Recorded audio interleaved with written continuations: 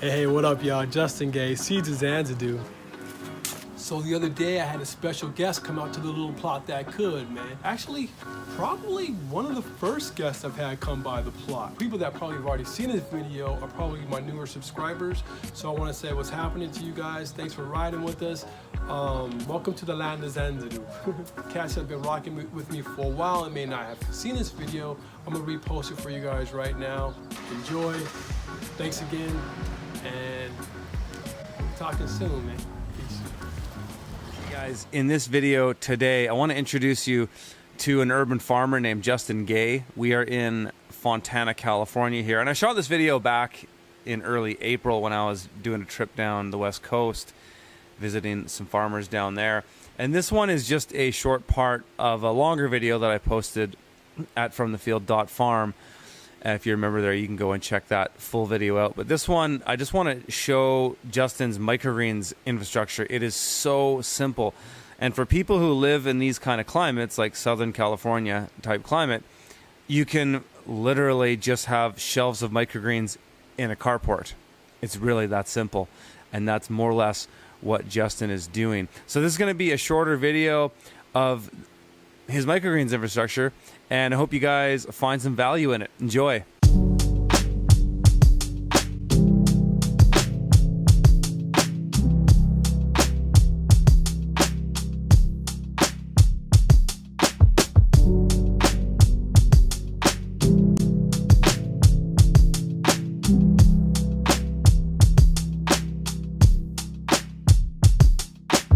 This is all just ambient light, man. I don't do anything really special. In fact, we're underneath the canopy right now. For the most part, we normally put our carryover stuff over. Of course, we do have the peas. The peas seem not to really care too much about anything back here. Yeah. Pea and radish do really well all year long. Like this. For the most part out here. But, yeah, that's it, man. So simple. Yeah, very simple. Yeah, like, you don't need any direct light because it's warm enough and there's enough ambient light. Yeah. It's been great. I mean, these, for the most part, these brassicas, we leave these guys up front. The sunflower, we will put them inside. They're under the lights in there. But these guys, yeah, we pretty much just push them out here. They're only in the winter. We push them out here. And then in the summer, we push them underneath the canopy. Yeah, I mean, this is all just brassica stuff, right? So it likes a little bit of a likes a cool, yeah. Yeah, the sunflower, though, you need a bit of heat and more light to pop those, right? Yeah. So, yeah, that's pretty much it, man. We just get these things on rollers and... Do you move them around during the day a little bit just to get them different light? Yeah. Like right here, this area right here gets the most amount of light, and then eventually kind of dissipates back. But mainly the pea do we really do that with. To get that thing going, they don't really care, man. Yeah, they're actually great this time of year. We actually just switched over to going straight peat moss. So I've been finding a bit of variances there in terms of the amount of growth. Believe it or not, I really got. I was like, wow, there's a big shock. What were you using before? We were using the Kellogg stuff. Believe it or not, it's a Kellogg potty mix. Kellogg, like the cereal brand? Yeah, the cereal, and they're actually local here in Ontario. Really? I mean, I'm sorry, in Fontana. No way.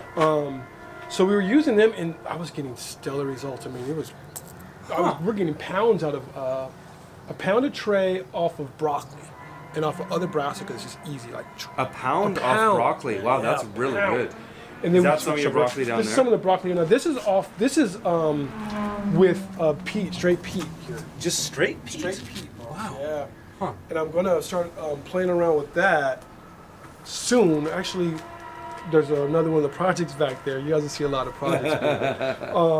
But we're building a new compost tea brewer.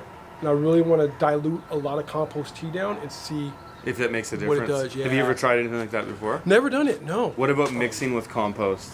Well, like I said, the compost was the Kellogg's, which was a really light fertilizer in terms of organic fertilizer. And that's the only thing that different. The thing that we had to switch it out because it was the chicken manure in there wasn't really acting right.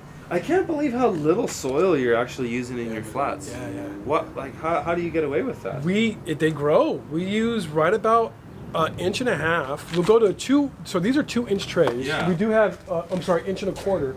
We have inch and a quarters kind of floating around here. This is what we harvest with. Yeah, those 1020s. Yeah, so we use 1 inch. those for the quick cut. Yeah. These guys are the 2-inchers. We can get these trays relatively cheap, not too far away from here. Oh, okay. So I've always, I didn't even know what I was doing, man. Like I would see, like, I can't remember her name, but she didn't fill it all the way to the top. So I was like, oh, okay, that's what you do. And I just did that. And as soon as the 1 1/4 we started doing that, I was like, oh, I'll just fill it 1 1/4 and Yeah, right. say like That's what I've always done. Yeah. So, because it's kind of a hassle to harvest when they're in these ones. Yeah, It's not as nice. The reason we do it, these are primarily for the market because we do a live cut at the market. So it's a show thing. That's Right. it. Because normally with the smaller ones, they fold over. If you have sunflower in them, they look gnarly. The pea gets all crazy. These walls kind of keep everything a little bit more contained. Yeah, they do. Yeah. That makes sense actually. Yeah. Huh. That's the only reason why I do them two different. I mean, yeah, because unfortunately the quick cut it doesn't go up right. How many of these flats are you bringing to the market to do like live cuts? Man, we do anywhere between 12 to 15 for our smaller markets. Really? And then our bigger markets, man, like Long Beach, that's easy. 36 to 50. You go all the way to something. Long Beach? Yeah. How long does that take to drive? That's only 45 minutes. Oh, okay. Yeah, 45 minutes to half an hour. Yeah. Oh, okay. Yeah. It's not too bad. So wow, I've never heard of. Isn't the California regulations just like? I can't believe you can do that in California. Nobody's touched me, dude. Nobody's touched. They've seen me. Because we juice there.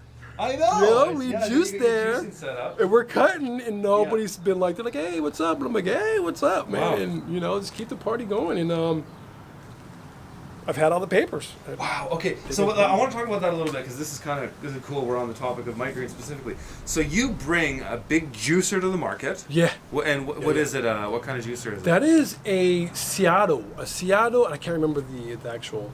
It's kind of like a champion, But it's a though, right? centrifugal. It's a yeah. Oh, Well, it's a well, drip. there's two, so we do two of them. For the microgreens, we utilize the super juicer. That is the auger, the single auger. Yeah. That's pretty much if you guys are doing wheatgrass, you do wheatgrass. That's what most people use for wheatgrass. That's right. Yeah. Then the other one, the Seattle, we don't do microgreens in that because it's centrifugal. Right. The other one we'll do microgreens in. Right. So it's been pretty cool. So what do you sell? Like how does that work when you're selling at the market? Same You sell it by the flat, or you no. sell it by a cup of By juice? cuts. So we do basically still have the same model, the 2 for 1. I'm sorry, $3 for 1 or 2 for 5. Right, for a bag. For a bag. Which is what, 5 ounces for? No, it's 1 ounce and then 2 ounces. Okay. So that's how it kind of works. So we have it measured out It's a to good price. cup. Yeah. We have it measured out in cups, so we just do cups. We don't measure them I in see. the market. Okay. So yeah, every once in a while we'll go over, blah, blah, blah. Right. So we do that, and then when a person's like, yeah, I want a microgreen juice, we just charge them the same price and Boom. run it through, man. Yeah. Wow. But the peas, however, because they are kind of the conundrum here. To be honest with you, I've not yet got my pulse directly on pea. They're doing them outdoors. It's not that they don't regrow, but sometimes I can get them going in a week.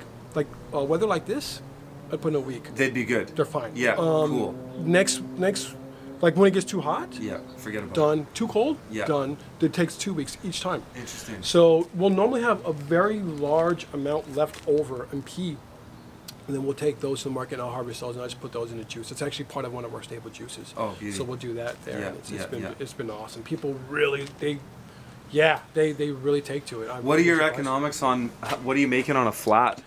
Right about, we're shooting for 20, dude, but honestly, after I told you about that, we were getting easy 30, even more, man. Per Amazing. flat. Yeah. And you're doing per like an flat. 8-day turnover on these, or? Right now we're doing, now they're turning to closer to 10, 9, Yeah, it's still 10-ish. cool-ish. It's still cool. Yeah, right, okay. Yeah, pretty soon, but we go down to a 5. Yeah, of course. Easy. Yeah, we can get to a 5. And how does that play out for you? Because I always found that, if you're doing microgreens inside with lights, it's clockwork. Right. It's the same thing day in and day out. But when you're fluctuating with the seasons and you're doing things like this, Yeah. are you just like adjusting your schedule throughout the season? We're just dancing. Yeah, That's you're just it, going man. We're with it, dancing. yeah. We'll start on, like right now, we're seeding out Monday, Tuesday. Very soon, I gotta imagine within the next couple of weeks, we're gonna be going over it from Tuesday to Wednesday, and then eventually it'll be a Wednesday, Thursday, and then maybe a Friday. I was playing with that last year, and then it got into Saturday, and I'm like, dude, that's gone for the market. So I was like, kind of chill on that. Yeah. But, so hopefully we won't go that route again. But yeah, it's pretty much it. It's just a dance with the days. Yeah, and the amount of time allotted. Yeah. So where are you germinating all these inside? Inside. Yeah. Okay, Yeah. Do you want to take? Yeah, let's do it. Take a look in there. We can crack this thing open. This is my old school house. Old school. Old school garage. Yeah. Oh, okay, look at this. Cool. Yeah, so this is where the magic happens. We do our posting over here. And Sunblasters? Or what are these? these are something that I got from Home Depot. I don't even know what these are. Oh, okay, They're okay. some LED But it's lights. oh, they're LED. Yeah, look at that. One per ballast. Yeah. Yeah. So you do all your sunflower in here. Yeah. So all the sunflower going here. We've been getting hit gnarly with those freaking gnats lately. And that dude, it was because the only thing I could think of is it got extremely moist. It just doesn't. Yeah. And it got so moist here, it brought in a lot of stuff. So we're getting more of the flying stuff's coming in earlier, and we're dealing with more of that crap. So Challenges of California. yeah, I gotta have to deal with that. Is this your walk-in cooler? It's just a reach-in. Oh, okay, Yeah, but it's neat though. It's like a restaurant style. Yeah, you can fit totes in it, right? Totes in there, and This is one of the things that I we've always already tell outgrown people. it, man. Yeah, of course. It's dude. Of course. Yeah, it's all you got. Just got it used. Yeah. We got that, but it's It's cool though because it works. It's not works. like using home refrigerators. Right. You can That's what fit we had totes in first. there, right? That's what we had. You at did, first. eh? Oh Yeah. my god. Because you can fit at least like what?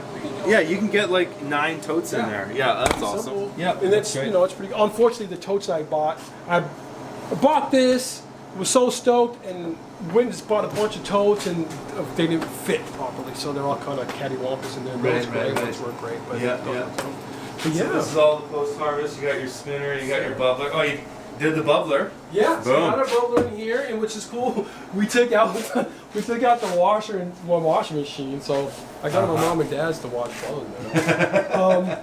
But yeah, I hooked it up to all here, so now we just got water directly here. We got hot and cold water, just goes directly in, and then straight to the spinner, and then Simple. yeah, really simple. Simple, low tech, does the job. Didn't you have this outside? I remember seeing videos of you outside. Okay. Yeah, it was outside for a while.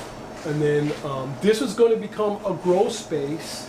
Then I decided against it. It was like, well, maybe we'll make it post-harvest. Because in the summer, man, it gets bad. Yeah, it's too uncomfortable outside. And in the winter, believe it or not, it gets pretty bad here too. Yeah, well, if it's wet and windy It's and more stuff. of a windy, cold, dry. Like we'll stay in like this year is like in the 30s a lot. And for us, that's cool. pretty gnarly. Yeah. So it's like 30, 50s, and it was like their hands were getting frozen. So it was like just doing it here, and then I can control it in here. I can put an AC or like a small cooler in here, and we're fine. That's right. It doesn't. We're small enough, so it works out well. Yeah, exactly.